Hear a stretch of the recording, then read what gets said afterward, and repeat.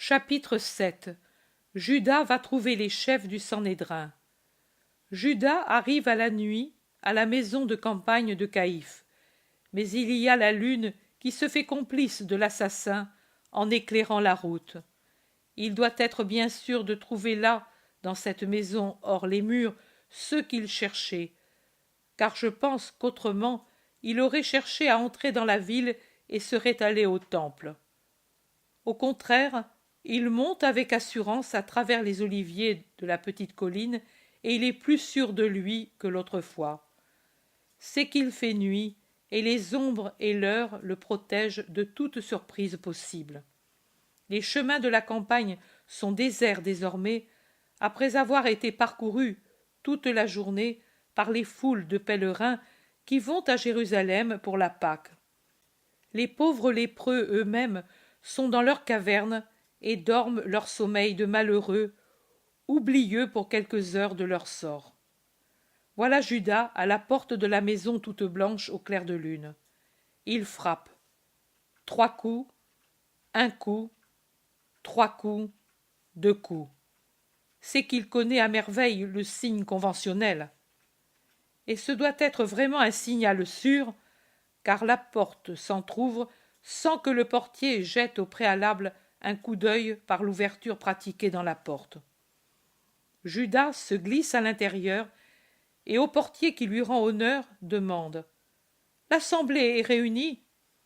« Oui, Judas de Kériote, au complet, pourrais-je dire. »« Conduis-moi. Je dois parler de choses importantes. Vite !» L'homme ferme la porte avec tous les verrous et il le précède par le couloir presque sombre et s'arrête devant une lourde porte à laquelle il frappe. Le bruit des voix cesse dans la pièce fermée, remplacé par le bruit de la serrure et le grincement de la porte qui s'ouvre en projetant un cône de lumière vive dans le couloir obscur. « Toi, entre, dit celui qui a ouvert la porte et que je ne connais pas. Et Judas entre dans la salle alors que celui qui a ouvert ferme de nouveau à clé. Il y a un mouvement de stupeur ou du moins d'agitation quand il voit entrer Judas, mais il le salue en chœur. « Paix à toi, Judas de Simon !»« Paix à vous, membres du Sanhédrin saint !»« Avance, que veux-tu » lui demande-t-il. « Vous parlez du Christ. Il n'est plus possible de continuer ainsi. Je ne peux plus vous aider si vous ne vous décidez pas à prendre des décisions extrêmes. L'homme soupçonne désormais. »« Tu t'es fait découvrir, sot ?» interrompt-il. « Non, c'est vous qui êtes sot, vous qui par une hâte stupide avez fait de fausses manœuvres. Vous le saviez bien que je vous aurais servi.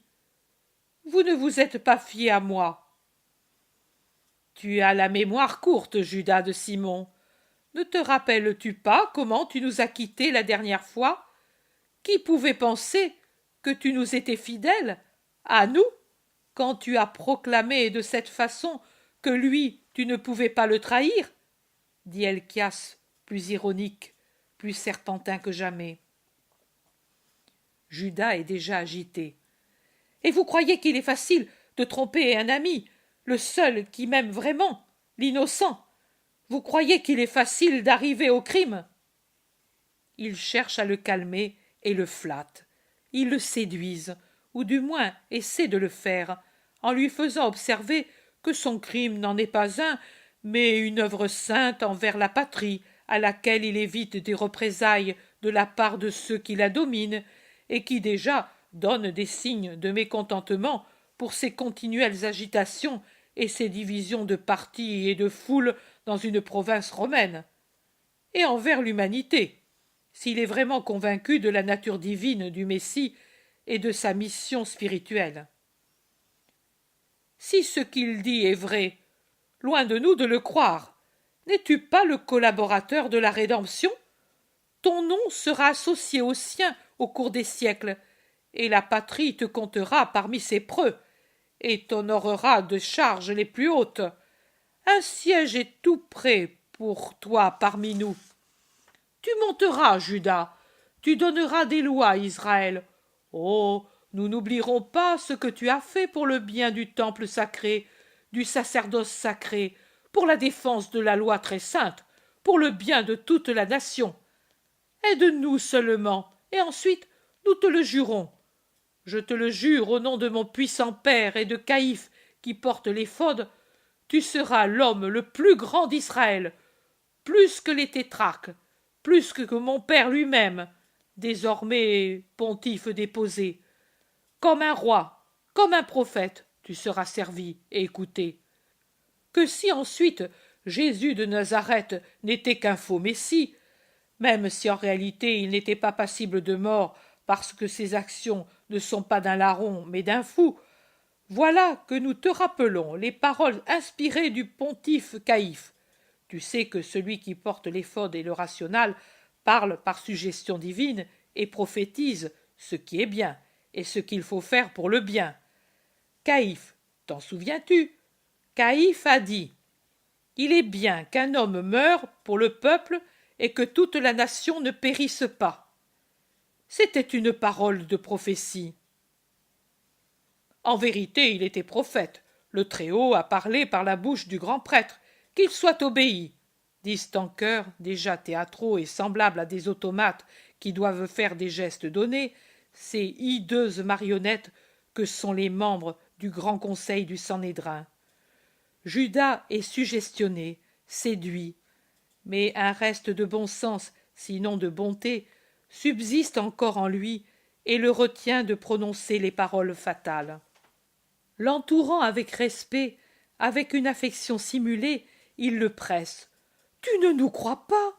Regarde, nous sommes les chefs des 24 familles sacerdotales, les anciens du peuple, les scribes, les plus grands pharisiens d'Israël, les rabbis sages, les magistrats du temple. L'élite d'Israël est ici, autour de toi, prête à t'acclamer, et qui te dit d'une seule voix: fais cela, que c'est saint. » Judas demande: et Gamaliel, où est-il? Et Joseph et Nicodème, où sont-ils? Et Éléazar, l'ami de Joseph? Et Jean de Gaas? Je ne les vois pas. Gamaliel est en grande pénitence, Jean auprès de sa femme enceinte et souffrante ce soir. Éléazar, nous ne savons pas pourquoi il n'est pas venu, mais un malaise peut frapper n'importe qui et à l'improviste, n'est-ce pas? Pour ce qui est de Joseph et de Nicodème, nous ne les avons pas avisés de cette séance secrète par amour pour toi, par souci de ton honneur, pour que, dans le cas malheureux où la chose échouerait, ton nom ne soit pas rapporté au maître. Nous protégeons ton nom, nous t'aimons, Judas, nouveau Maccabée, sauveur de la patrie. Le Maccabée combattait le bon combat, moi, je commets une trahison. Ne regarde pas les détails de l'acte, mais la justice du but. Parle, toi, ô Sadoc, scribe d'or, de ta bouche coulent de précieuses paroles. Si Gamaliel est docte, toi tu es sage, car sur tes lèvres se trouve la sagesse de Dieu. Parle, toi, à celui qui hésite encore. Cette bonne peau de Sadoc s'avance, et avec lui Canania, tout décrépit. Un renard squelettique et mourant, à côté d'un rusé chacal robuste et féroce.